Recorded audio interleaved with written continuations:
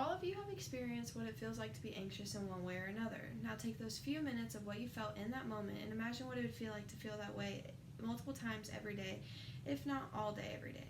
There is a difference between somebody who has anxiety and someone who gets anxious over normal activities in your day-to-day life. Personally, I'm one of those people who struggle with anxiety, and I can guarantee at least one person you know struggles with this as well. As we begin to see this more and more in our everyday lives, it is important to understand what anxiety really is and what it looks like on different people and how to help yourself or others when they may be experiencing this. The first thing we need to do is to understand. The first thing we need to understand is what anxiety really is. If you don't know what anxiety is, it may be hard to determine why you're feeling the way that you are. According to National Institute of Mental Health, anxiety disorders involve more than just your temporary fear or worry in your normal day life. When you have an anxiety disorder, this anxiety does not just go away, but it interferes with your daily activities. It can interfere with your ability to get up in the morning, job performance, school, relationships, and even getting sleep at night. Anxiety can be categorized into several types of disorders. Oh God. The typical ones we see are generally panic disorder, social anxiety disorder, and various phobia-related disorders.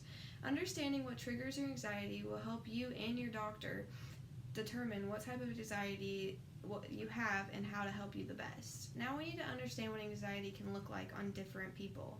Anxiety can often at times includes a trigger. According to Charlotte on Medical News Today, stressful or unfamiliar situations and events can cause anxiety or can cause feelings that people call anxiety triggers. Although triggers are not always avoidable, there are ways that people can manage their anxiety to avoid them. Examples of a trigger can be drinking too much caffeine, having to take a test, having to socialize, dealing with finances, or even simple matters such as getting in your car, going to the store, going through a drive-thru.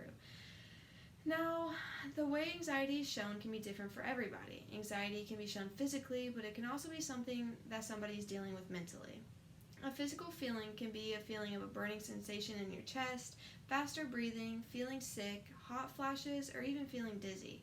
A mental feeling may not be able to relax, fearing the worst, feeling that people can tell that you are anxious, wanting lots of reassurance, or even starting to feel depressed.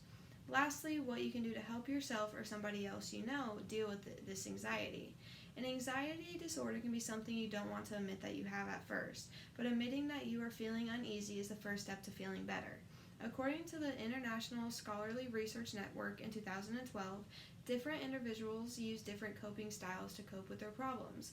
Now, there is a difference between a good coping mechanism and a bad one.